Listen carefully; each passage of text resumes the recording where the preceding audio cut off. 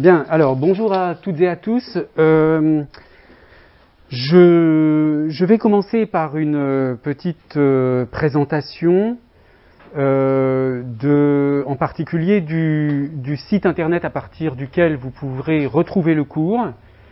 Et cela permettra peut-être de résoudre le problème de la salle qui est trop petite pour accueillir tout le monde. Donc, je vais commencer par vous montrer le site internet. Donc, je n'utilise pas Moodle parce que, disons que c'est un petit peu inadéquat pour ce que j'ai à faire, mais un site personnel qui est à cette adresse philippemonneray.jimdofree.com. Alors, sur ce site, vous voyez que vous avez une rubrique cours et séminaires, ici. Et lorsque vous cliquez sur cet onglet cours et séminaires, vous tombez sur cette page dans laquelle il y a tous les cours que je donne cette année, et puis antérieurement les années précédentes. Et donc, le cours qui nous intéresse ici, c'est le séminaire de linguistique théorique. Et vous cliquez sur « Accéder aux séances du séminaire ».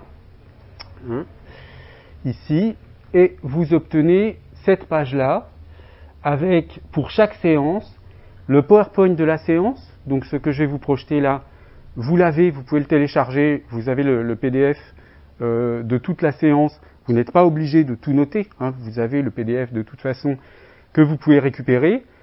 Et vous l'aurez remarqué, j'ai un micro et j'ai un enregistreur d'écran, ce qui fait que la séance est entièrement enregistrée pour le son et pour l'image. Donc vous pouvez suivre le cours à distance depuis votre ordinateur. Hein. Avec un simple accès sur ce site, il n'y a aucune inscription, rien, c'est complètement... c'est très facile d'accès. En réalité, mais les séances, elles sont... je dépose les fichiers vidéo sur YouTube. Hein. En fait, c'est juste un lien, j'ai mis un lien YouTube et vous accédez aux séances à partir de là. Et d'ailleurs, il y a ce séminaire, du coup, il est suivi par toutes sortes d'étudiants dans le monde, par des étudiants étrangers qui souvent m'écrivent parce qu'ils n'ont pas de professeurs spécialistes de ce genre de domaine et donc qui peuvent également suivre par l'intermédiaire de ce dispositif. Alors, ce séminaire, il a un intitulé général, hein, c'est un séminaire de linguistique théorique. Alors, je vais prendre un tout petit peu de temps aujourd'hui pour expliquer ce que j'entends par linguistique théorique. Et il a une sorte de sous-titre, mais qui est un sous-titre que je maintiens depuis un certain nombre d'années parce qu'il y a beaucoup de travail à faire dans ce domaine, qui est Introduction à la linguistique analogique. Ce qu'indique cette façon de titrer le séminaire, c'est que, au fond, la linguistique analogique, c'est une branche de la linguistique théorique. Hein. C'est une orientation, une branche, un domaine de la linguistique théorique. Bon. Donc, je vais pour aujourd'hui vous donner un aperçu assez succinct, disons global, de ce que j'entends par problématique analogique en linguistique. Et puis, je vais tout de même parler de vos projets de recherche qui sont attendus dans ce séminaire. Un séminaire, c'est la différence avec un cours à proprement parler. Mais là, vous êtes un peu trop nombreux pour qu'on puisse fonctionner vraiment comme un séminaire. Un séminaire, en principe, c'est un dispositif de recherche collective. C'est-à-dire que les participants au séminaire, à la fin du séminaire, ils ne passent pas un examen comme pour un cours normal, mais ils ont, pendant le semestre ou l'année du séminaire, contribué à la recherche menée dans le cadre de ce séminaire en produisant des résultats sur un sous-secteur particulier de la recherche. Donc, normalement, vous devriez trouver, choisir des sujets de recherche en rapport direct avec ce thème. Bon, ce qui est très facile pour les étudiants qui sont inscrits en mémoire pour leur mémoire avec moi, ce qui est moins évident pour d'autres étudiants. Donc vos projets de recherche qui représentent une quinzaine de pages, c'est un petit dossier personnel, une quinzaine de pages, ils devront porter bien sûr sur la question de l'analogie d'une façon ou d'une autre. Hein.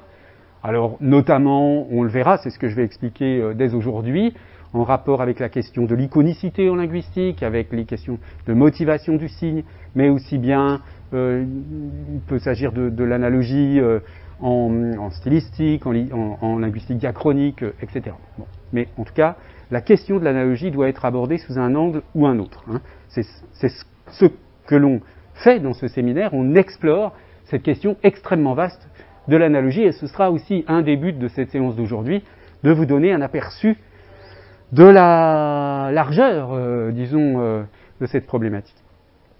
Alors donc, l'évaluation, je le disais, c'est un travail personnel. On peut faire un exposé, plutôt qu'un travail écrit, un exposé qui est fait, qui est proposé pendant une des séances du séminaire. Hein. En général, c'est un exposé d'une quinzaine de minutes, sous forme d'un PowerPoint, qui est donc exposé devant les autres participants du séminaire. Et alors, il faut une note par semestre. Donc là, c'est un peu compliqué parce que je sais que certains d'entre vous choisissent ce séminaire au premier semestre, mais pas au deuxième semestre, pour des raisons administratives diverses. Je crois que vous n'êtes pas vous avez un séminaire en moins au deuxième semestre, c'est ça, ou je ne sais plus.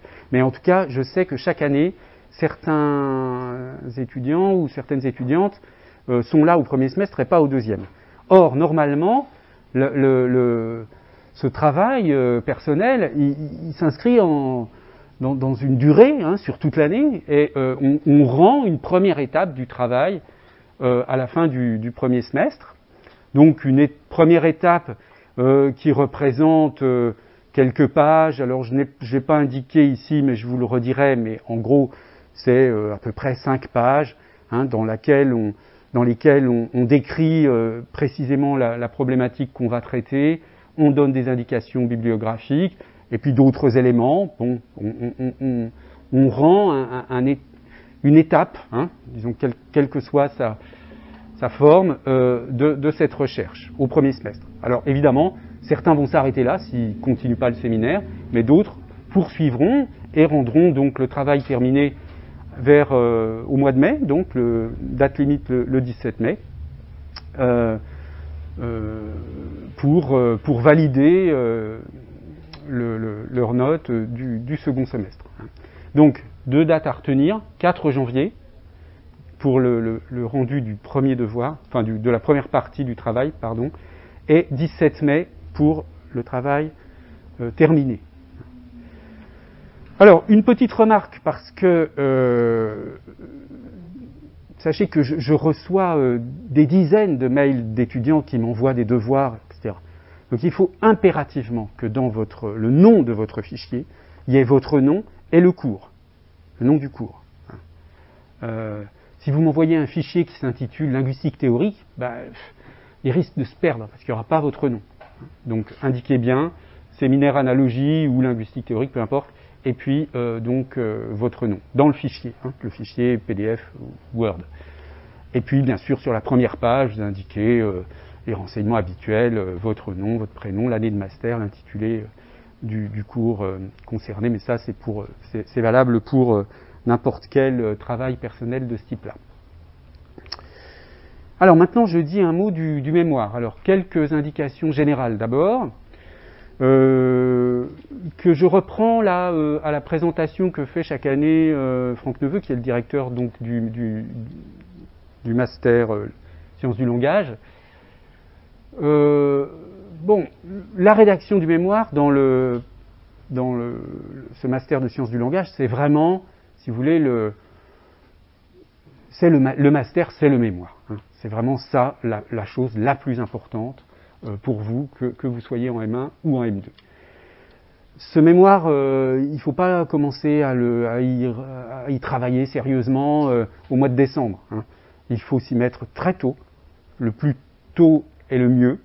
Et donc, vous rencontrez votre directeur de recherche, soit à l'occasion de son séminaire, soit en prenant rendez-vous, mais en général, on prend toujours un temps après le séminaire pour discuter avec tous ceux d'entre vous qui sont concernés par le suivi du mémoire. Mais donc ça fait un rendez-vous, si vous voulez, régulier, hein, pour dire un peu où on en est, quels problèmes on rencontre. Le disons, l'écueil à éviter, c'est de ne pas avancer, d'être bloqué, de ne rien dire à l'enseignant avec qui vous travaillez, et puis de laisser traîner les choses pendant des mois, ça ne se rattrape pas. Hein. Donc faites attention, si vous êtes bloqué, si vous ne savez pas comment faire pour une chose, parfois une petite indication suffit à débloquer les choses, n'hésitez pas à demander à votre directeur ou directrice de recherche. Dans la continuité entre Master 1 et Master 2, il est conseillé, mais ça n'est pas obligatoire, si vous êtes en Master 1, d'imaginer que vous allez poursuivre le travail en Master 2. Hein, c'est plus intéressant, mais ça n'est pas une obligation, vous pouvez très bien en Master 2 travailler sur un autre sujet. Ensuite, classiquement, dans le mémoire, il doit y avoir un certain nombre de parties obligées, hein, une introduction, une organisation en parties et en chapitres, une conclusion, une bibliographie, des index, hein, des noms, des notions, une table des matières détaillée, éventuellement des annexes documentaires s'il y a un corpus ou des choses comme ça. Alors, la rédaction doit être de bonne qualité, hein, pour les étudiants étrangers, faites-vous relire. Sinon, c'est quand même compliqué, bien que je sache que pour beaucoup d'entre vous, c'est difficile, hein, d'écrire correctement en français, mais il faut absolument vous faire relire parce que sinon vous serez mal évalué. Et là, c'est un point extrêmement important, c'est une recherche originale. Hein. Donc ne vous amusez pas à essayer de plagier, c'est-à-dire à faire du copier-coller sans citation. C'est une chose qui aujourd'hui est très gravement sanctionnée. Donc vous avez le droit de citer, mais vous mettez des guillemets, vous donnez les références. Hein. Si vous prenez un morceau de texte que vous avez pris ailleurs, ça se voit tout de suite de toute façon, hein, quand on est habitué, et que vous ne l'avez pas cité explicitement, c'est du plagiat. Donc on met 0, et puis vous n'avez même pas le droit de vous réinscrire après. Alors, les indications quantitatives, hein, le volume, bon, à peu près, c'est très approximatif parce que vraiment ça dépend des sujets. Hein. Il y a des sujets qui sont denses et qui tiennent en assez peu de pages, d'autres pour lesquels il y a beaucoup de descriptions et où il y a plus de pages. Bon. Mais pour donner un ordre d'idée, voyez, à peu près 150 000 signes, espace compris pour le Master 1, et puis 250 000 pour le Master 2. Alors, je vous donne ici quelques ressources, mais vraiment quelques indications très très succinctes de ressources. Je vais voir si j'arrive à me connecter. Bon, sur la notion de corpus, je n'aurai pas tellement le temps d'en parler, mais je vous renvoie, si le concept de corpus est intéressant pour vous, à cette référence. Bon, vous irez voir vous-même. Hein. Là, apparemment, la connexion ne fonctionne pas bien. Donc, c'est une revue en ligne, hein, consacrée à la question des corpus. Et en particulier, le tout premier numéro donne des indications très intéressantes sur qu'est-ce que c'est qu'un corpus, comment on le constitue, c'est très important, hein, en linguistique, évidemment, la constitution du corpus. Vous avez aussi un numéro assez récent sur les petits corpus, hein, les corpus de petite taille. Et ça vous concerne évidemment directement parce que vous n'avez pas le temps en master de développer des corpus de grande taille. Hein. C'est un numéro de cette revue qui a été dirigé par Charlotte Danino, extrêmement intéressant sur vraiment la problématique des corpus de petite taille. Là, je vous ai donné des outils documentaires qui viennent de l'ENS de Lyon, où vous verrez, en cliquant, vous avez des outils d'analyse de texte automatique. Sketch Engine, ici, c'est aussi pour faire de l'analyse de corpus. Ce sont des outils d'accès libre ou alors auxquels vous accédez à partir de l'ENT. Et puis là, j'ai donné des indications, mais là, vous avez toutes sortes de petites vidéos qui sont assez bien faites souvent, qui vous donnent des conseils pour comment rédiger un mémoire. Voilà, si vous avez besoin d'aide de ce genre-là. Je dis ça en particulier pour les étudiants étrangers parce que, évidemment, un mémoire les attentes dans le système académique français d'un mémoire ne sont pas forcément les mêmes que dans un système académique en Chine, au Japon, aux États-Unis, etc. Hein. Donc là, vous aurez des indications sur les attentes en France. Alors, une chose importante, c'est que ce soit pour le mémoire ou pour le petit travail de 15 pages qui doit être rendu à la fin de l'année, c'est le respect des normes de l'écrit académique français. Ça fait partie, si vous voulez, de ce qu'on évalue. Est-ce que vous avez compris comment on produit un écrit scientifique, enfin je dis scientifique, universitaire si vous voulez, parce que le statut de science de la linguistique c'est un grand débat, mais disons, comment est-ce que on s'y prend pour produire un écrit académique en France, hein. Alors là, je vais prendre un tout petit peu de temps pour vous donner quelques indications. Enfin, quand je dis en France, c'est dans l'espace francophone. D'ailleurs, je me suis inspiré, vous aurez le détail, d'un document très bien fait fourni par l'université de Lausanne. Donc c'est pour ça que je dis que c'est francophone, hein, où vous avez toutes sortes d'indications assez précises sur ce qu'on attend. Bon. Alors, la page de titre, je n'insiste pas, mais c'est quand même important. Il faut évidemment veiller à ce que tous les renseignements soient présents. Alors, le choix du titre est également une question importante. Il faut une clarté du titre. Et puis, là, on vous indique qu'on peut jouer sur un titre et un sous-titre, hein. Un sous-titre qui peut préciser l'orientation qu'on adopte, l'orientation théorique adoptée, ou bien qui précise le corpus. Hein, vous voyez, par exemple ici, Aïs sémiotique de La femme piège d'Enki Bilal, on précise le corpus dans le sous-titre. Lorsque vous décrivez votre sujet, vous devez forcément, c'est absolument un passage obligé, définir les termes et les notions que vous avez utilisées dans votre titre, hein, s'il y a des notions techniques à l'intérieur. Et puis, il faut aussi préciser, avoir bien à l'esprit, dans quel domaine des sciences du langage vous allez travailler. Est-ce que vous allez travailler plutôt dans un champ stylistique, morphologie, syntaxe, sémantique, etc., etc. Un point important à avoir à l'esprit, c'est d'avoir en horizon, d'avoir à l'horizon une question scientifique. C'est-à-dire, votre recherche, c'est pas juste d'écrire quelque chose, hein. C'est en général, on décrit pour essayer de répondre à une question. Donc, il faut avoir une question en tête et il faut la poser d'une manière explicite dans votre travail. Et cette question de recherche, ça peut être une question extrêmement générale que vous déclinez dans un cas particulier. Par exemple, je ne sais pas moi, est-ce qu'il y a une sémantique en général valable pour n'importe quelle unité linguistique, ou est-ce que la sémantique des noms est différente de la sémantique des verbes, ou est-ce que à l'intérieur de la sémantique des noms d'êtres humains est différente de la sémantique des noms qui sont des noms d'artefacts. Vous voyez, bon. On peut avoir une question extrêmement générale comme ça et la décliner soi-même sous un angle très précis. Par exemple, vous travaillez sur la sémantique je sais pas moi, des noms de métiers dans telle branche. Je sais pas, je dis ça au hasard, hein. Donc, vous avez une question, en général, une grande question linguistique que vous abordez, vous, sous l'angle d'une sous-question qui renvoie à cette grande question. Ensuite, cette question, vous la posez, mais forcément, dans un travail de recherche, c'est ça qui fait la différence, si vous voulez, entre un travail journalistique, par exemple, et un travail universitaire, c'est que vous devez vous demander comment, rigoureusement, je peux répondre à cette question.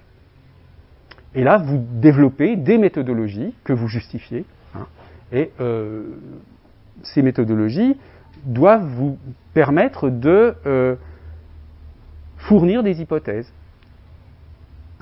Et ces hypothèses, vous les explicitez, et votre travail devra montrer que eh bien, c'est l'hypothèse 1 qui est vérifiée, pas l'hypothèse 2, etc.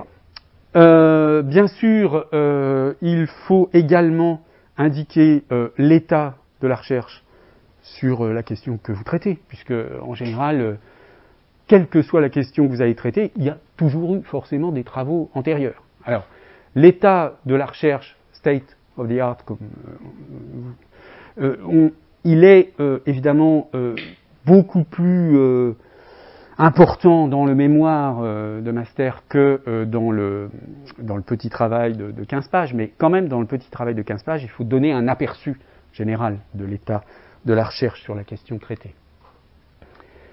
Donc, une recherche en linguistique, en général, on la fait, sauf si c'est une question purement théorique, mais même dans ce cas-là, la plupart du temps, il y a toujours un corpus, c'est-à-dire voilà, des textes, des mots à partir desquels on va explorer nos hypothèses. Donc, il faut choisir un corpus. Mais ce corpus, on ne le prend pas au hasard, on ne choisit pas juste ce qui nous arrange et ce qui va dans le sens de notre hypothèse. Il faut déterminer un corpus qui est cohérent avec la question posée, et puis justifier pourquoi on choisit ce corpus. Parce que le corpus que vous pouvez étudier en un an, il est forcément limité. Donc il faut trouver un critère acceptable de délimitation du corpus. Ensuite, vous donnez une description des textes du corpus, bien sûr, pour compléter donc cette description du corpus. Pour ce qui concerne maintenant la méthode d'analyse, forcément, lorsque vous allez poser votre question de recherche, votre question elle va être orientée du côté d'une certaine approche du champ disciplinaire concerné, donc en l'occurrence ici de la linguistique, et donc il faudra justifier l'approche que vous allez adopter, et puis donc dire en quoi le domaine linguistique dans lequel vous allez explorer votre question est bien pertinent pour la question de recherche que vous traitez. Vous pouvez également préciser les niveaux. Est-ce que vous allez travailler au niveau du phonème, du morphème, du texte, de la phrase, etc. Le niveau d'analyse que vous allez privilégier. Bon, parfois, plusieurs niveaux sont concernés, mais parfois, on se concentre sur un niveau. Pour ce qui concerne la présentation du plan, vous adoptez une présentation de ce type-là, avec un titre, table des matières, introduction, et puis vous adoptez ce type de numérotation très commode, très normalisé maintenant, c'est pas la peine de faire des choses excentriques, ces numérotations-là fonctionnent très bien. Veillez à ce que une partie, quand on passe de 1-1 à il faut parler du même niveau. Par exemple, quand je passe ici de 1-1-1 à 1-1-2, il y a maximum 3-4 pages. C'est pas 20 pages entre deux parties. Les parties, elles doivent être très très subdivisées. Pourquoi ? Parce que ça facilite beaucoup la lecture. Donc, vous devez tout découper en petites parties et traiter. Puis, c'est plus facile pour vous parce que vous dites, voilà, là je travaille aujourd'hui sur ce point, j'ai 3-4 pages, maximum 5 à écrire là-dessus. Voilà. Et vous passez ensuite au point d'après.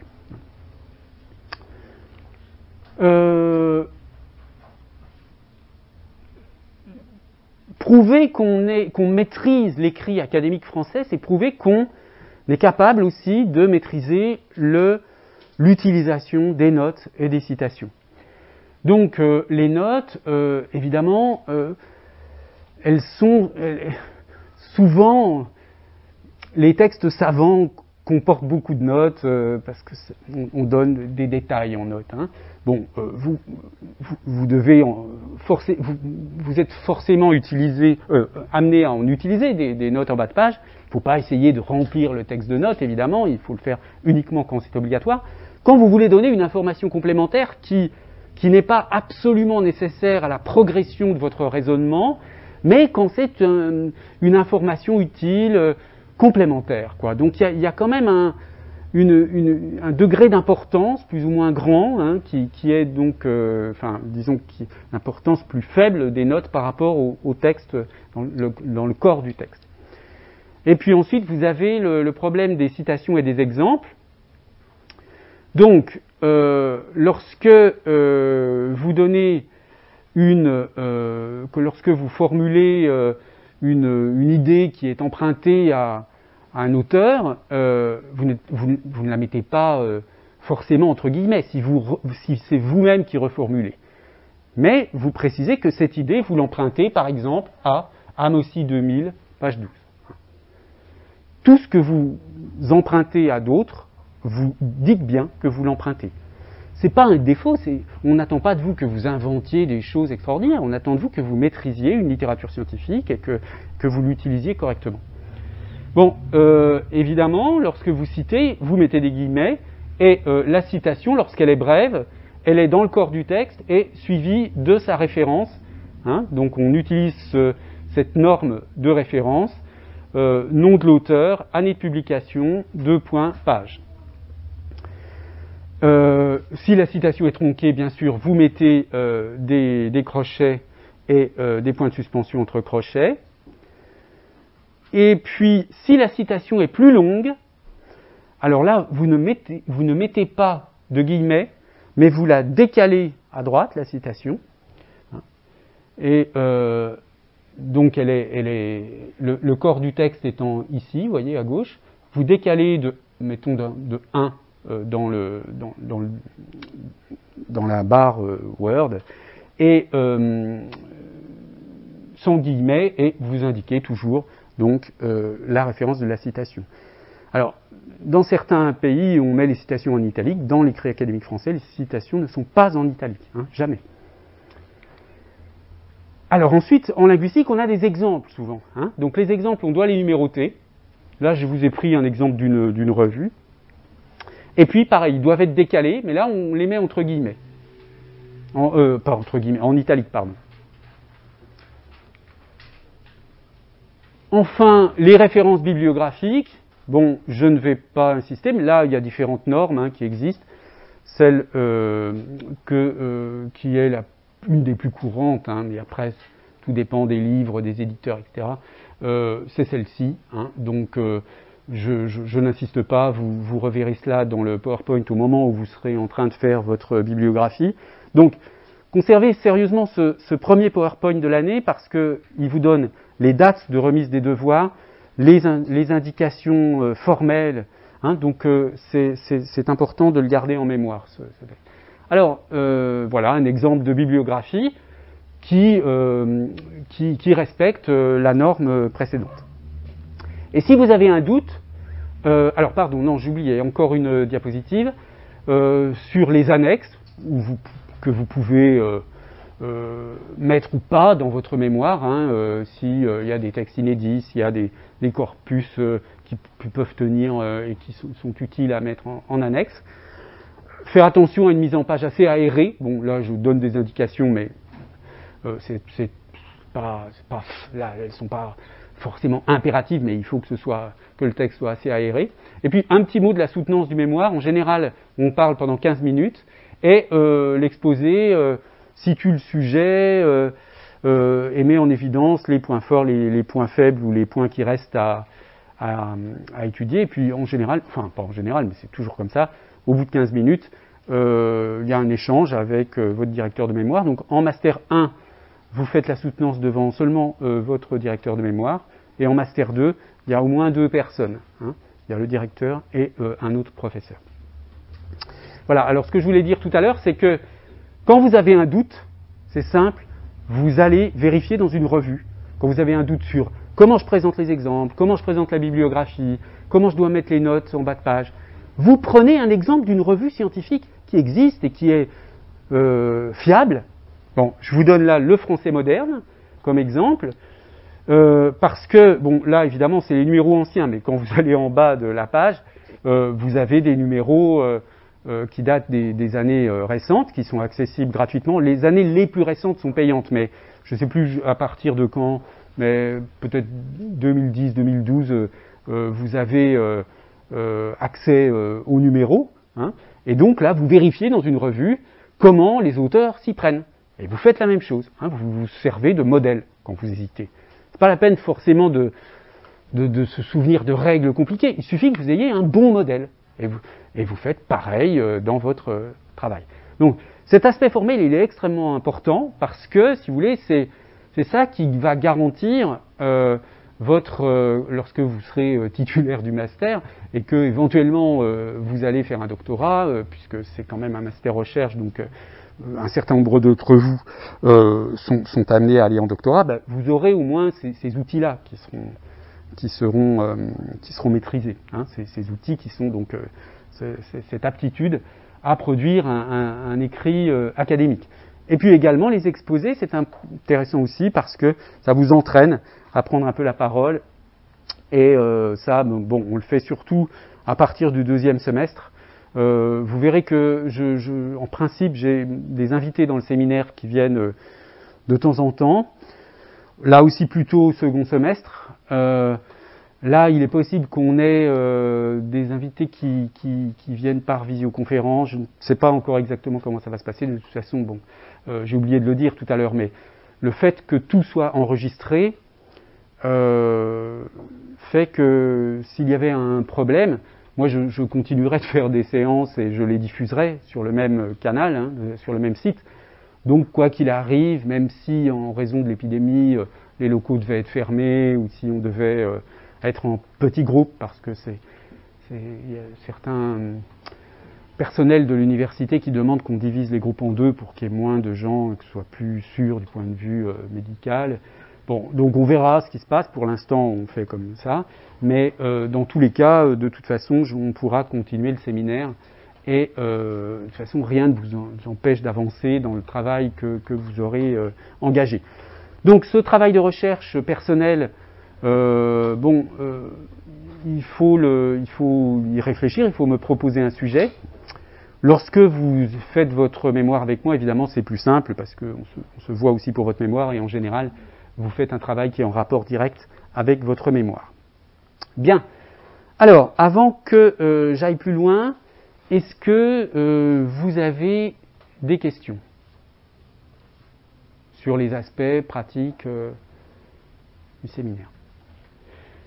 Alors, avant de m'engager dans une présentation de la linguistique analogique, dans cette introduction, je vais prendre un tout petit temps que je vais couper donc à l'enregistrement pour échanger avec vous sur les inscriptions en mémoire, sur votre présence et sur la façon dont on va procéder pour qu'on puisse continuer ce séminaire, disons, dans des conditions raisonnables en termes de sécurité sanitaire.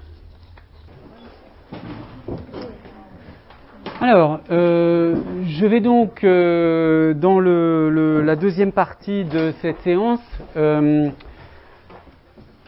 présenter la thématique générale du séminaire. Je dirai un tout petit mot de la linguistique analogique. Je vais surtout parler aujourd'hui de linguistique théorique. Mais pour être un petit peu concret, avant d'ouvrir quand même la réflexion sur la question de la théorie en linguistique, je précise tout de même une chose, disons, j'annonce la façon dont l'analogie va être définie dans ce séminaire. C'est comme ça que je la définis dans mes travaux. L'analogie, on va la définir comme un processus d'identification fondé sur la similarité entre des entités, donc simple ou complexe. C'est-à-dire que on fait une différence entre similarité et analogie, et puis on considère que l'analogie, c'est quelque chose qui se produit à partir d'une relation de similarité entre des choses, des entités linguistiques ou pas, et que des choses similaires tendent à être identifiées, à être perçues comme identiques, hein, et c'est donc ce processus d'identification que j'appelle analogie. Donc c'est une définition de l'analogie, une conception de l'analogie assez différente de la conception traditionnelle, qui en général est limitée à cette formule proportionnelle. Hein. Traditionnellement, dans l'analogie, c'est une structure proportionnelle du type A est à B, ce que c'est est à D. Mais cette définition plus cognitive, si vous voulez, comme processus d'identification de l'analogie, donc cette définition de l'analogie comme processus d'identification, elle suppose qu'on peut avoir des analogies sous une forme proportionnelle, classiquement, mais aussi sous une forme binaire. Et on verra qu'en linguistique, parce qu'au fond, la question de l'analogie, elle ne s'applique pas seulement en linguistique, c'est un processus cognitif général, mais en linguistique, on peut distinguer, si on veut vraiment faire des grandes sous-catégories, trois grands types d'analogies, des analogies entre les formes du signe, donc entre les signifiants, si vous voulez. C'est ce qu'on a en poésie dans les rimes, les paronomases, toutes sortes de jeux verbaux qui sont fondés sur donc des ressemblances entre des signifiants ou entre des sons. Et comme vous le savez, la plupart du temps, quand on joue sur la ressemblance entre des signifiants, c'est pour suggérer une ressemblance entre des signifiés, entre les significations. Mais la ressemblance, au départ, elle est quand même entre les signifiants. Parfois, c'est simplement pour des questions de rythme, de répétition, etc. Ensuite, on peut avoir une analogie entre contenu, c'est-à-dire entre signifié, entre signification, hein, et c'est ce qu'on a dans la synonymie. Hein. La synonymie, quand on parle de synonymie, de mots qui sont synonymes, ce sont des mots qui ont des significations similaires. Hein. Mais c'est aussi le cas pour la polysémie. Dans la polysémie, vous avez un mot qui a plusieurs sens, plusieurs acceptions, si vous voulez, mais il y a un lien de similarité entre ces acceptions. S'il n'y a pas de lien de similarité, ce n'est pas de la polysémie, c'est de l'homonymie à ce moment-là. Bon, la métaphore, évidemment, repose sur une similarité de contenu entre l'élément métaphorisé et l'élément métaphorisant. Et puis, ensuite, vous avez la chose qui est la plus... Donc, ces deux cas-là sont assez classiques, hein, les questions d'analogie entre forme et entre contenu. On peut avoir aussi, je ne l'ai pas mentionné ici, des analogies, là parce que là j'ai séparé la forme, le contenu, entre signes, c'est-à-dire entre des groupes forme-contenu, hein, donc entre signes. Mais on en reparlera de ça. Mais simplement ici, je mentionne la relation d'analogie plus compliquée entre forme et contenu. Alors c'est plus compliqué parce qu'évidemment, trouver des similarités entre des formes, entre des sons, entre des signifiants, bon, c'est facile à imaginer. Trouver des similarités entre des significations, c'est facile à imaginer. Mais trouver des similarités entre des sons et des sens, entre des sons et des significations, là, c'est beaucoup plus compliqué. Donc, c'est pour ça que c'est le problème le plus intéressant, à mes yeux en tout cas, et j'insisterai un petit peu plus là-dessus. Et c'est là qu'interviennent des questions comme l'iconicité, comme la métaphore conceptuelle éventuellement, et les questions de symbolisme phonétique, etc. Alors, je vais maintenant prendre un petit peu de temps pour situer cette problématique de l'analogie. Bon, là, pour l'instant, on a simplement dit que c'était l'étude de toutes sortes de relations de similarité qui tendent vers de l'identification. J'y reviendrai d'une manière approfondie la semaine prochaine. Mais je voudrais donner tout de même le cadrage général qui est celui de la linguistique théorique et qui donne aussi le nom hein, à ce séminaire. Pourquoi parler de linguistique théorique ? Alors je vise quelque chose d'assez précis en parlant de linguistique théorique, de précis mais de général, mais de précis. Hein. Alors classiquement, on distingue trois grandes approches en linguistique, linguistique théorique, linguistique descriptive et linguistique appliquée.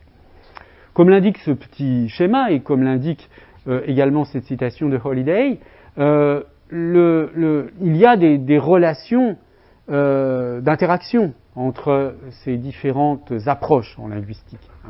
Bien sûr que la linguistique théorique ne reste pas dans la théorie sans relation avec les descriptions linguistiques, donc fournies par la linguistique descriptive, et puis avec certaines applications de la linguistique qui peuvent aussi servir à la linguistique théorique. Bon. Donc, ces trois domaines sont en rapport les uns avec les autres, mais ils sont quand même assez clairement distingués. Ce qu'on va voir, c'est que c'est assez facile de voir, de comprendre ce que signifie la linguistique appliquée, la linguistique descriptive. Je vais en parler tout à l'heure d'une manière assez rapide, mais il est beaucoup plus délicat de décrire ce que les auteurs entendent par linguistique théorique. Alors, pour cet aspect de linguistique théorique, je m'appuierai d'abord sur ce livre de John Lyons, Introduction to Theoretical Linguistics, qui date donc de 1968 pour sa première édition, et qui est un des rares manuels de linguistique qui se présente sous l'angle de la linguistique théorique. Hein. Alors, ce qui montre à quel point cette notion de linguistique théorique n'est pas comprise en France, n'a pas été comprise en France, c'est que la traduction par John Lyons c'est linguistique générale. Hein, vous voyez, la traduction de John Lyons en français, de ce même livre, hein, c'est le même livre, en français on a traduit linguistique générale et on a mis linguistique théorique dans le sous-titre. Introduction à la linguistique théorique. Les éditeurs ont sans doute pensé que le public français ne comprendrait pas linguistique théorique. En raison, bien sûr, de l'impact du cours de linguistique générale de Saussure. Hein. Donc dans l'espace francophone, on comprend bien linguistique générale. Mais linguistique théorique, on ne sait pas trop. Donc on va regarder un petit peu ce que Lyons entend par linguistique théorique. Et puis, on verra que ce point de vue, finalement, ne nous mène pas très loin. Hein. C'est-à-dire que on ne voit pas bien ce qui est l'enjeu de la théorie dans cette approche de la linguistique théorique. En revanche, on le verra très bien chez Gustave Guillaume, et je dirai un petit mot de la façon dont la théorie est articulée à la description chez Gustave Guillaume. Alors, tout d'abord, je dis un petit mot de cette citation de Lyons qui vient d'un article de 80 et qui ne vient pas donc de ce livre, mais qui décrit un petit peu ce que c'est que la linguistique théorique pour lui. Donc, la linguistique théorique étudie le langage et les langues dans la perspective de construire une théorie de leur structure et de leur fonction. Alors, on ne sait pas bien ce que ça veut dire une théorie de leur structure. Qu'est-ce que c'est exactement une théorie de leur structure et de leur fonction? Ce qu'on sait, c'est ce que ça n'est pas. Hein. Without regard, c'est-à-dire sans faire attention aux applications pratiques des langues et donc indépendamment, si vous voulez, de la linguistique appliquée. Hein. Donc la linguistique théorique chez Lyons, elle est définie par son contraste avec ici la linguistique appliquée. Et quand on regarde un petit peu le contenu de ce livre, donc c'est celui que j'ai cité tout à l'heure, la Introduction to Theoretical Linguistics, hein, quand vous voyez la table des matières, vous pouvez constater qu'au fond, cette linguistique théorique, ce manuel de linguistique théorique, il se présente comme un manuel de linguistique tout à fait traditionnel, hein, avec une partie un petit peu générale sur ce que c'est que la linguistique, une partie légèrement théorique, là peut-être sur forme et substance, relations paradigmatiques et syntagmatiques, et un mot sur des structures statistiques. Et puis ensuite, vous avez une partie phonétique-phonologie, une partie grammaire qui explique donc la distinction entre le plan lexical et le plan grammatical, les unités grammaticales, phrases, morphèmes, mots, etc.,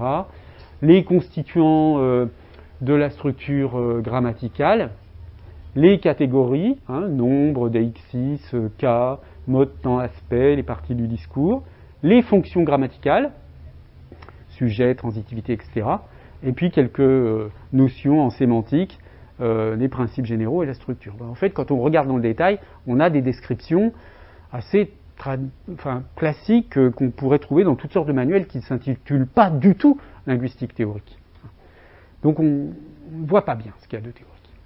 Alors on peut se tourner du côté d'une revue qui s'appelle Theoretical Linguistics, qui existe depuis 1974, toujours pour essayer de comprendre ce qu'on peut entendre, ou ce qu'on a pu entendre par linguistique théorique.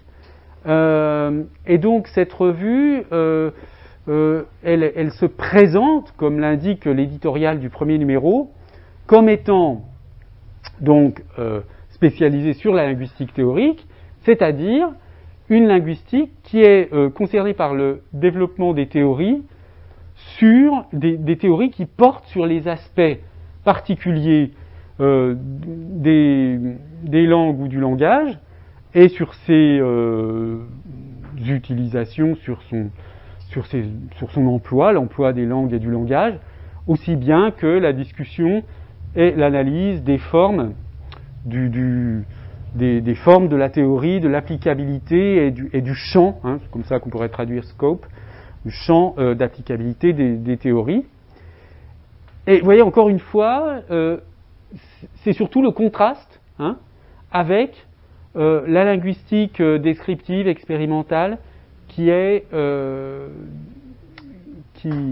l'air d'être définitoire de la linguistique théorique. Mais on a quand même cette idée ici que la linguistique théorique est concernée par l'étude des théories au sujet du langage.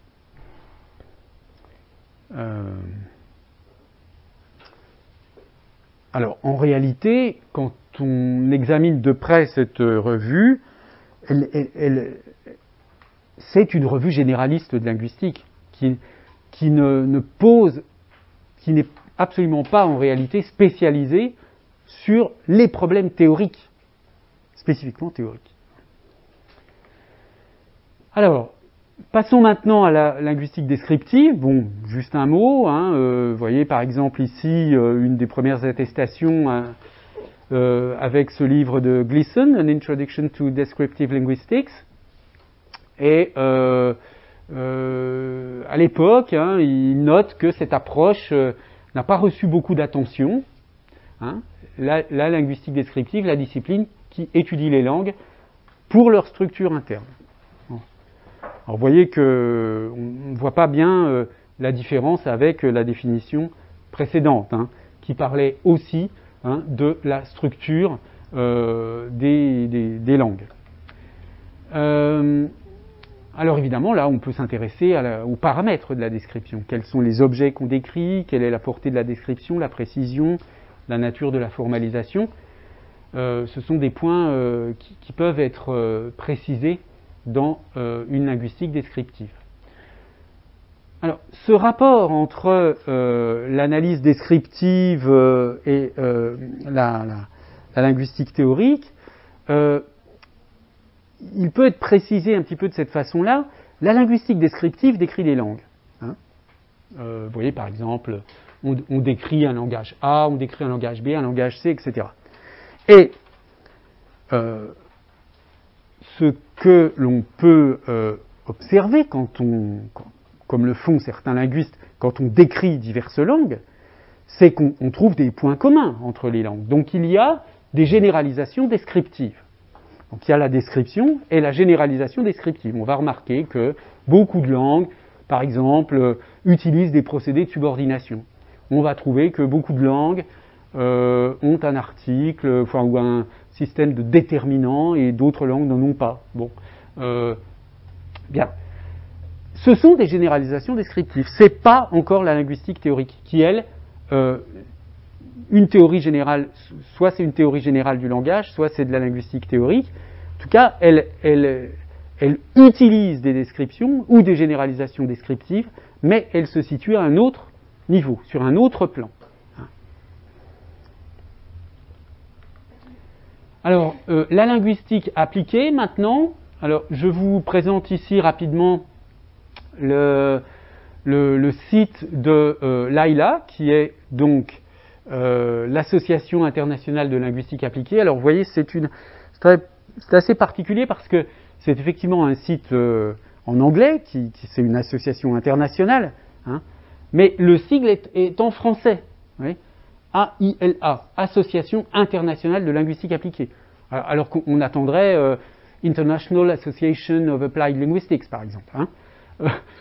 Pourquoi ? Tout simplement parce que c'est une association qui est française, qui a été créée en France, et ils ont gardé l'association internationale a gardé l'acronyme d'origine, et c'est ce qui explique donc l'utilisation de cet acronyme en français. Bien. Alors, cette linguistique appliquée donc est présentée comme un champ de recherche interdisciplinaire qui s'intéresse à divers types de problèmes, et en particulier donc les problèmes d'acquisition des langues, de la littératie, du multilinguisme, etc., du français langue étrangère, enfin tous ces problèmes-là. À l'origine, la linguistique appliquée s'intéressait également aux relations entre langage et informatique. Mais ce domaine s'est autonomisé sous le nom de traitement automatique des langues, TAL, et ne fait plus vraiment partie de la linguistique appliquée. Donc, ce qu'on appelle le français langue étrangère, le domaine du français langue étrangère, la recherche dans le domaine du français langue étrangère, par exemple, c'est typiquement, ça appartient au champ de la linguistique appliquée. C'est pour cette raison d'ailleurs que ici le master de français langue étrangère se nomme master langue française appliquée, par allusion, disons, par référence à cette notion de linguistique appliquée. Alors, si je reviens à mon triangle, donc quand on observe rapidement la façon dont sont définies ces trois approches de la linguistique, linguistique descriptive, linguistique appliquée, linguistique théorique, on se rend compte qu'on a des descriptions tout à fait simples et convaincantes pour la linguistique descriptive et pour la linguistique appliquée, mais que la linguistique théorique reste sous-définie, en fait. On dit juste, en gros, la seule chose qui est constante, c'est qu'on dit la linguistique théorique, c'est ni descriptif ni appliqué. Mais on ne donne pas vraiment le contenu. Alors, il faudrait préciser, donc c'est le premier point que je vais approfondir, qu'est-ce que ça voudrait dire si on prend au sérieux l'idée que la linguistique théorique s'intéresse aux théories linguistiques. Qu'est-ce qu'il y a à analyser? Comment on analyse des théories linguistiques? Et puis, ensuite, je vous présenterai le point de vue guillaumien, donc, qui à mon avis, correspond à un style de linguistique qui propose vraiment des théories. Vous verrez que chez Guillaume, vous verrez, je ne vais pas faire un cours de linguistique guillaumienne, j'aimerais bien, mais je n'aurai pas le temps ici. Mais sachez que, pour ceux qui ne le savent pas déjà, que chez Guillaume, la description linguistique passe par des théories. C'est-à-dire qu'il y a une théorie du verbe, théorie de l'article, théorie des parties du discours, théorie du nom, du mot. Il y a vraiment toutes sortes de théories. Donc là, on prend le concept de théorie au sérieux, chez Guillaume. Et puis enfin, je terminerai sur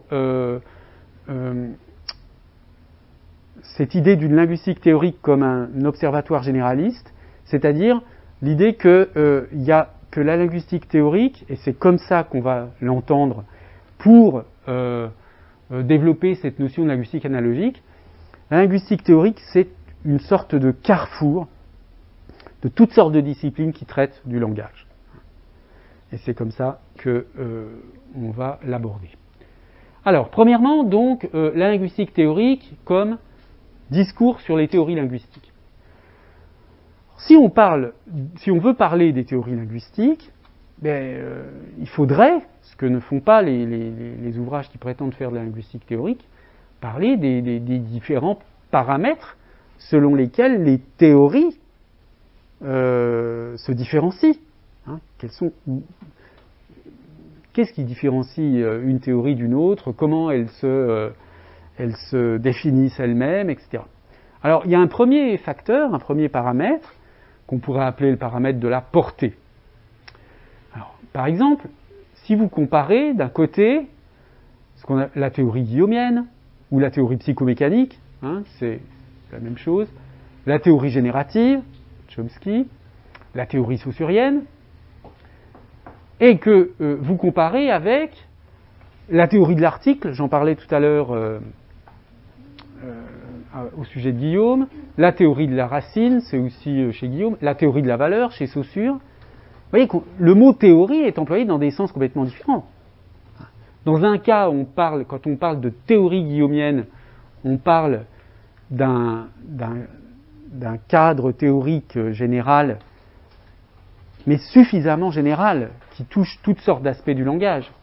Alors que lorsqu'on parle de théorie de l'article, on parle d'une façon de décrire l'article, par exemple. Donc là, le terme théorie est employé dans des sens assez différents qu'il faudrait préciser.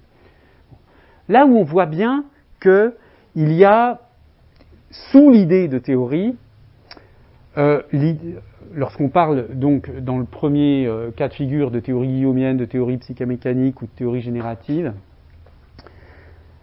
il y a sous l'idée de théorie l'idée que on a une description, comme je le disais, d'une grande amplitude et qui touche toutes sortes d'aspects du langage. On le constate par contraste avec la difficulté de dire, à partir des travaux de Benveniste, Benveniste qui est un immense linguiste, mais Benveniste, il a notamment, par exemple, il est connu pour ses travaux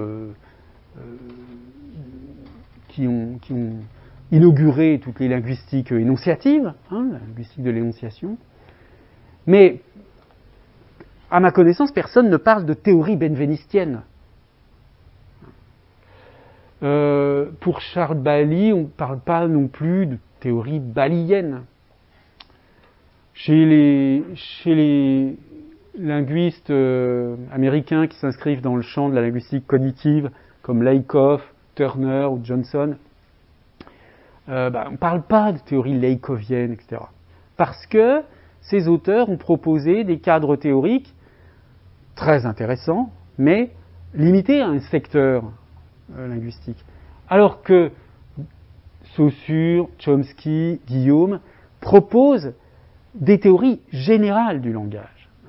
Donc on a là aussi un sens un peu différent. C'est pour ça aussi qu'on ne parle pas de benvenistisme, mais on parle de saussurisme ou de guillaumisme ou de chomskisme. D'accord ? Bien, ensuite, quand on prend théorie dans le second sens, théorie de l'article, théorie de la racine, en réalité, quand on prend théorie dans ce sens-là, il y a deux cas de figure, soit l'objet qui... Enfin, soit l'élément qui fait l'objet de la théorie, il préexiste. Théorie de l'article, bon, là, j'ai un objet qui s'appelle article et je fabrique une théorie qui est la théorie de l'article. J'ai un système verbal, une langue, je fais une théorie de ce système verbal. Soit l'objet est inventé par la théorie. Par exemple, quand on parle de la théorie de la métaphore conceptuelle, la notion de métaphore conceptuelle, c'est une notion créée par Lakoff, Turner. La théorie X-bar, bon, voilà, c'est pas un objet comme ça, c'est une théorie inventée par Chomsky. Théorie des constructions, etc. Donc on a dans un cas une production de catégories nouvelles et dans l'autre cas une description de catégories qui sont antérieurement reconnues. Bon, ensuite, lorsqu'on décrit les théories, il y a toutes sortes de facteurs qu'on pourrait appeler des facteurs externes qui interviennent. Quels sont les ressorts, si vous voulez, internes, enfin pas internes, les ressorts au-delà de la linguistique, c'est pour ça que je parle de facteurs externes, qui vont jouer un rôle dans l'élaboration de ces théories linguistiques. Est-ce que ces théories vont s'inspirer du fonctionnement du système cognitif humain, comme par exemple les linguistiques cognitives américaines dont je parlais il y a un instant? Est-ce que, comme cela se passe avec souvent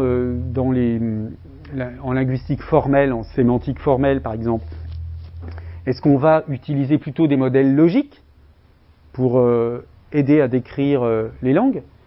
Ou est-ce qu'on reste dans des modèles systémiques oppositifs au sens, par exemple, où l'entendent les saussuriens? Bon, et on peut également comparer, selon les théories, la précision de l'axiomatique. Est-ce que c'est une théorie qui décrit la langue en écrivant, en racontant un peu les choses, ou est-ce qu'on a des sortes de formules un peu mathématiques pour les descriptions? C'est la question du métalangage, d'une certaine façon. Et puis, il y a aussi la nature de la formalisation. Est-ce qu'il y a une formalisation, justement, algébrique, graphique? Chez Guillaume, c'est beaucoup de la formalisation graphique, et la schématisation est elle-même théorisée, etc. Donc vous voyez, si on voulait faire de la linguistique théorique, vraiment, il faudrait analyser, comparer les théories, prendre comme objet de la réflexion des théories, et puis analyser les théories sous l'angle de tous ces paramètres.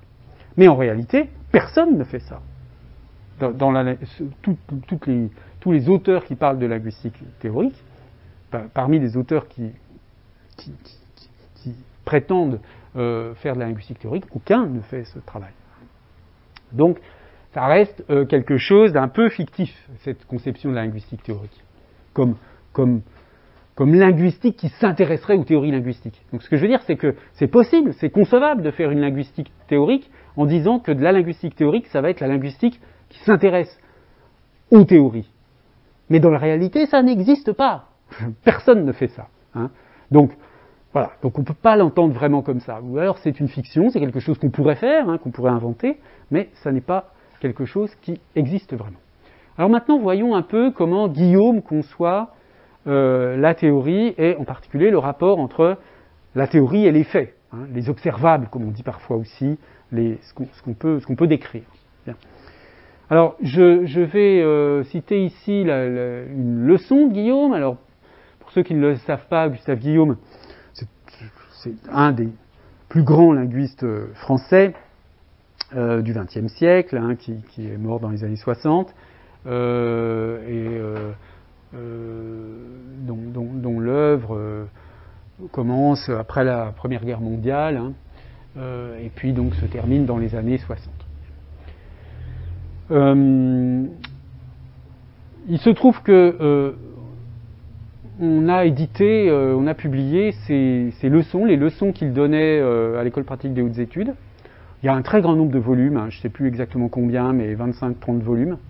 Donc on peut, comme ça, en lisant ces volumes, suivre l'enseignement de Guillaume d'année en année. C'est extrêmement intéressant. Et là, je prends un exemple de cette leçon qui donc est une leçon qui date plutôt de la fin de sa carrière, 1957. Alors voici ce qu'il dit. Une théorie, toute théorie, va à la rencontre des faits. Alors, les faits, là, dont il parle, c'est les observables, les faits linguistiques, ce qu'on voit, ce qu'on voit dans les textes. Et la rencontre des faits est le moment critique d'une théorie. Le moment critique d'une théorie, pourquoi ? Parce qu'évidemment, si ce que prédit la théorie ne coïncide pas avec ce qu'on observe, ça veut dire que la théorie est fausse. Encore ne peut-il suffire qu'une théorie concorde avec les faits pour qu'elle soit déclarée juste. Donc, c'est une condition nécessaire que la théorie s'accorde avec les faits, mais ça n'est pas une condition suffisante pour Guillaume. Pourquoi ? Car une théorie peut être construite à partir des faits pour les expliquer. Donc, on part des faits, on fait des observations, c'est un peu la généralisation descriptive de tout à l'heure, si on veut. On part des faits et on les explique. Par exemple, je ne sais pas moi, pour donner un exemple tout bête, j'observe toutes sortes d'emplois du participe passé, en français, et puis je sors une théorie sur comment fonctionne, par exemple, l'accord du participe passé. D'accord ? Donc, une théorie peut être construite à partir des faits pour les expliquer. Donc ça peut vous paraître bizarre parce que pourquoi il dit car une théorie peut être construite à partir des faits pour les expliquer. On a l'impression que, bien sûr, il faut partir des faits pour les expliquer. Sauf que vous allez voir, on n'est pas obligé de procéder comme ça. Pourquoi ? Parce que pour expliquer les mêmes faits, je continue la citation, il arrive qu'on construise à cette fin des théories différentes, dont la différence va parfois jusqu'à l'incompossibilité, l'une excluant l'autre. L'incompossibilité, c'est-à-dire l'incompatibilité, si vous voulez, d'une théorie à l'autre. L'idée, c'est que si vous partez des faits pour construire une théorie, il est tout à fait possible qu'il y ait plusieurs théories possibles pour les mêmes faits. Plusieurs théories possibles marchent, plusieurs explications possibles marchent pour décrire les mêmes résultats. Comment on va faire à ce moment-là pour choisir laquelle est juste ? Donc construire une théorie à partir des faits pour expliquer les faits, c'est mettre le fait, l'exemple, en position d'une part de protagoniste et d'autre part en position d'antagoniste. Bon, ça c'est une formulation un petit peu alambiquée pour dire exactement la même chose. Ainsi sont construites les théories fondées sur ce qu'on appelle des hypothèses de travail. Alors, il le schématise de cette façon-là. Donc, on a les faits, on fait une théorie à partir des faits. Ça, il y a un imaginaire, comme il dit ici, que c'est une réflexion, hein, qui fait qu'on produit une hypothèse de travail, c'est-à-dire une généralisation qui va expliquer les faits, et ensuite les faits justificatifs pour la justification desquels la théorie a été construite. Donc, hein, on part des faits observés et on revient aux faits observés par une hypothèse explicative. Et Guillaume considère que, je cite à nouveau, les théories de cette espèce ne valent pas grand-chose en linguistique, on peut en construire un trop grand nombre pour les mêmes faits. Et il y a une note qui indique que les hypothèses de travail multiplient les théories et les théoriciens. Bon. Donc, il y a un problème avec cette façon de procéder. Comment fait-il, lui? Eh bien, je cite à nouveau, je me suis toujours abstenu d'édifier des théories de cette espèce. La théorie superlative du comprendre, donc là c'est le lien entre l'idée qu'une théorie, ça a à voir avec le fait de comprendre quelque chose. La théorie de quelque chose, elle est une compréhension de ce qu'est l'objet de la théorie. Une théorie superlative du comprendre doit, pour Magré, satisfaire aux conditions formelles suivantes: aller à la rencontre des faits en position antagoniste, certes, donc rejoindre les faits, mais prendre son départ, non pas aux faits, hein, comme tout à l'heure, la théorie, elle partait des faits. Donc là, on ne part pas des faits, mais on part de quoi? D'une exigence absolue, inévitable. Alors ça, il faudra préciser un petit peu qu'est-ce qu'il entend par exigence absolue, qu'est-ce que c'est cette exigence absolue, et cheminer d'exigence absolue en exigences absolues jusqu'à la rencontre des faits. Le protagoniste de la théorie est alors une certaine exigence absolue, prise en considération au départ, et l'antagoniste est le fait rencontré lorsque la théorie, comme dit l'apôtre, a couru sa course. Bien. Donc, là, l'idée c'est qu'à un moment donné, on a besoin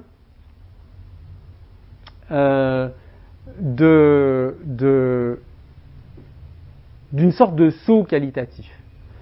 Certes, le linguiste, il observe les faits, mais à un moment donné, il a une imagination, théorisante, hein, qui fait qu'il va produire une théorie indépendamment des faits qu'il a observés. Une théorie qui aura sa cohérence propre. Par exemple, mais je vais vous l'exposer un petit peu plus dans la citation suivante. Dans sa théorie du système verbal, Guillaume considère que on se représente le temps à partir de l'espace, hein, qui est un phénomène de spatialisation du temps. Ce qui se matérialise simplement, l'être humain n'arrive pas à penser le temps pour lui-même, il représente le temps à l'aide de l'espace, hein, par exemple la flèche du temps. D'accord ? Le temps, on se le représente comme soit quelque chose d'avant, après, hein, mais on a une représentation spatiale du temps. Et à partir de cette idée de spatialisation du temps, Guillaume construit une théorie, d'accord, qui va finir par expliquer les temps, les modes en français, par exemple, et puis aussi en latin, en grec. Mais cette théorie, cette idée que il y a une spatialisation du temps, mais ça, on peut pas le voir quand on regarde des verbes dans un texte. Cette idée-là, il faut l'avoir eue indépendamment des faits observés. Et donc, c'est une sorte d'hypothèse générale qui vient, qui peut être de nature philosophique, qui peut venir de la psychologie cognitive, mais en tout cas, c'est une sorte de vérité qu'on prend comme une vérité de départ très générale. Et ensuite, on décline cette vérité, ce qui est appelé ici exigence absolue, pour arriver à la description des faits dans les langues. Alors voici donc un exemple d'application dans une autre leçon. Là, c'est un extrait d'une autre leçon. Si vous le voulez bien, essayons de présenter un aperçu des premiers mouvements intérieurs d'une pensée théorisante. Vous voyez, c'est intéressant. Vous voyez que Guillaume s'intéresse vraiment à la théorie. C'est pas juste un mot pour lui. Il s'intéresse même à la question de savoir qu'est-ce que c'est qu'une pensée qui théorise. c'est extrêmement rare les linguistes qui vont jusqu'à ce point de réflexion. Bon, en premier, l'éclair d'un indice livré par la vue du réel. Il emporte la décision de premier moment. Donc ça, c'est une première intuition du linguiste. Il voit quelque chose de bizarre. Il voit quelque chose, d'ailleurs, que la plupart des gens ne remarquent pas.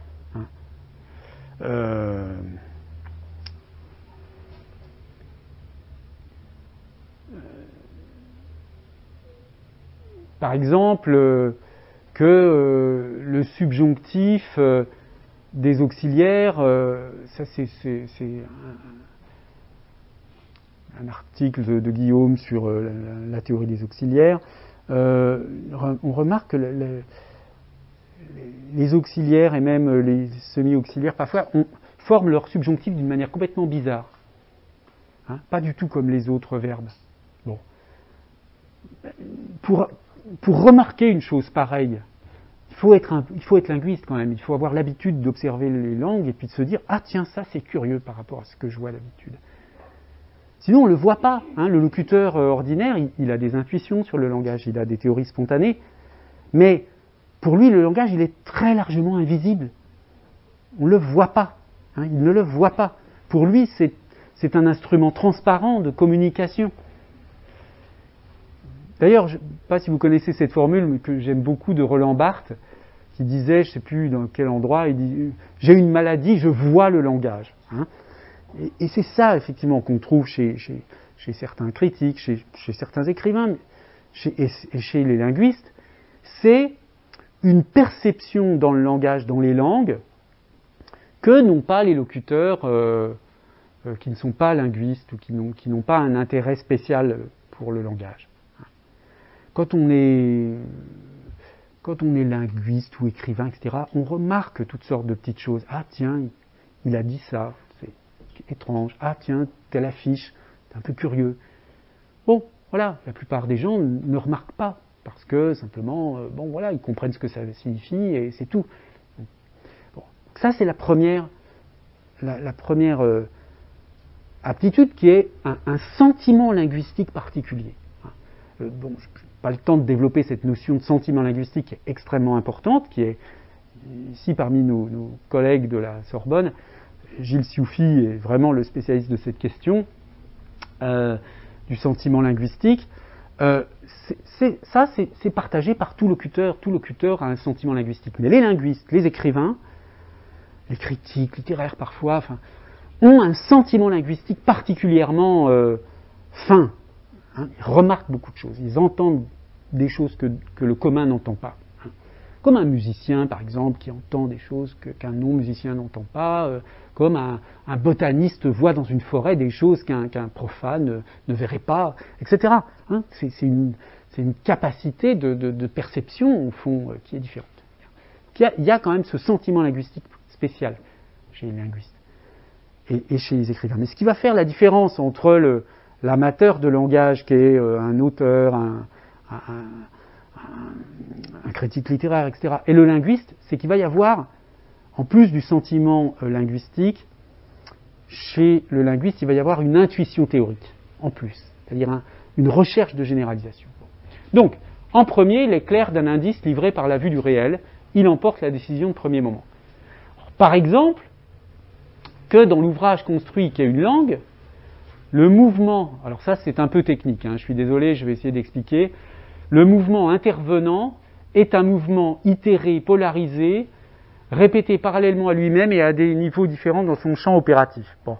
Alors ça c'est lié, je ne peux pas vous l'expliquer en détail parce que ce serait trop compliqué, c'est lié à la théorie de Guillaume, c'est l'idée qu'il y a la langue se caractérise par une sorte de tension contrastive entre l'universel et le singulier et l'universel. Donc il y a une sorte de polarisation, et tous les systèmes linguistiques chez Guillaume sont comme ça formalisés comme des tensions entre l'universel et le singulier. Bon. Passons. On peut penser cela tout à coup sans avoir scruté les faits dans le détail. Donc voilà, il y a un indice qui donne une sorte d'idée générale. Et cette intuition théorique va au-delà du sentiment linguistique commun. Et il précise, 1000 ans que j'aurais passé à comparer historiquement des écrits et des textes ne m'auraient pas conduit à construire en moi. Alors, ce rêve du plus et du moins, là, c'est une allusion à ces schémas, à sa théorie. Hein. Ce qui veut dire par là, c'est que si j'avais pas eu cette intuition indépendamment des textes, cette intuition théorique, j'aurais eu beau observer les textes, j'aurais pas trouvé ça en regardant seulement les textes. 1000 ans donc que j'aurais passé à comparer historiquement des écrits et des textes ne m'auraient pas conduit à construire en moi ce rêve du plus et du moins et des formes de mouvement, faisant cortège à ce contraste élémentaire dans un esprit lucide en lui-même, possesseur d'un certain potentiel de lucidité. Donc là, c'est une allusion difficile à comprendre, j'en conviens, mais qui décrit en réalité le cadre théorique général de la psychomécanique du langage, ou de la linguistique guillaumienne. Ils auraient pu, même ces 1000 ans supposés d'études d'effets visibles, me l'interdire, ce rêve. C'est-à-dire, vouloir en rester à la description, c'est se rendre incapable de produire une théorie. Me l'interdire, ce rêve, le bannir de mon esprit, en obligeant celui-ci à demeurer en son cheminement dans les sentiers de l'observation directe, ceux de ce qui se voit indépendamment de l'éclairage sui generis du rêve constructif. Vous voyez, cette intuition théorique, ici, il l'appelle le rêve constructif. En fait, on trouve des choses assez analogues chez le premier Chomsky, dans Syntactic Structures. Le modèle chomskien, il ne vient pas juste de la description des faits. Il a bien fallu qu'il y ait une sorte d'idée sur le concept de transformation, etc., pour ensuite décrire le langage sous cet angle-là. Donc vous voyez que les théories linguistiques, elles ne partent pas forcément des faits. Une vraie théorie, entre guillemets, j'utilise là un peu cette facilité de parler de vraie théorie, elle est construite indépendamment des faits. Et ensuite, on essaie de l'appliquer aux faits. Mais là, sa justification ultime, au fond, en tant qu'exigence absolue dans ses points de départ, elle a son exigence ultime ailleurs. Chez Chomsky, par exemple, c'est l'idée qu'il y a un programme génétique, il y a une grammaire universelle, innée chez l'être humain, etc. Bon, on peut être d'accord, pas d'accord, mais c'est un point de départ, c'est une exigence absolue, si vous voulez, qui ne peut pas être déduite de l'observation des faits. Alors donc, si je veux résumer, dans une perspective guillaumienne, eh bien, une théorie complète du langage doit partir d'inévitables ou d'exigences absolues. Ces inévitables, en fait, chez Guillaume, ce sont des schémas. J'aurai peut-être l'occasion de vous en parler à un autre moment, qu'on appelle aussi des schèmes sublinguistiques, qui se justifient par une plausibilité cognitive ou rationnelle. Et puis, une fois que la théorie a découvert ou construit, c'est pour ça que j'ai mis point d'interrogation, ces schèmes sublinguistiques, elle doit les confronter aux observables, en synchronie ou en diachronie, éventuellement les adapter. Et puis, ces schèmes sublinguistiques, pour rester dans l'esprit guillaumien, ce sont des processus mentaux. Et donc, l'analogie, comme processus cognitif, finalement, dans cette perspective, fait partie de ces inévitables, de ces exigences absolues.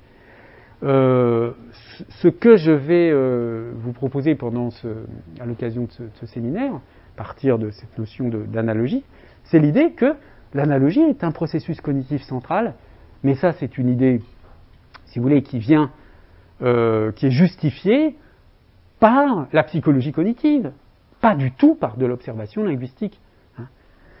L'idée d'appliquer le concept cognitif d'analogie à la description linguistique, cette idée-là, elle vient d'un peu d'observation des faits, mais elle est indépendante de l'observation des faits. Et elle doit rejoindre ensuite les descriptions, les observations, disons, dans les corpus. Bien. Alors, la semaine prochaine, je continuerai à vous décrire un petit peu ces aspects de la linguistique théorique en vous montrant donc en quoi on peut la concevoir comme une sorte de linguistique généraliste. Et puis, donc, je vous le redis, Ceux d'entre vous qui trouvent qu'on est un petit peu trop nombreux dans la salle peuvent suivre. Je vais essayer de mettre rapidement en ligne le cours d'aujourd'hui. Comme ça, vous pourrez tester. Peuvent suivre donc le cours à distance, ou alors venir une fois de temps en temps. Vous pouvez très bien alterner un petit peu entre venir au cours et pas venir. Je pense qu'il faut essayer d'en profiter un petit peu pendant que vous êtes là et que les locaux sont ouverts, de venir assister au cours. C'est évidemment un peu plus difficile de comprendre les choses quand on n'est pas en présence des professeurs, mais on va essayer de faire comme ça. Donc tous ceux d'entre vous qui ne sont pas encore inscrits mais qui sont venus, eh bien, écrivez donc à la secrétaire, à Madame Porcheron, pour lui dire que vous avez mon accord pour venir vous inscrire au séminaire. Vous me mettez en copie du mail et je confirmerai si nécessaire. Voilà, eh bien, je vous remercie de votre attention et je vous dis à la semaine prochaine.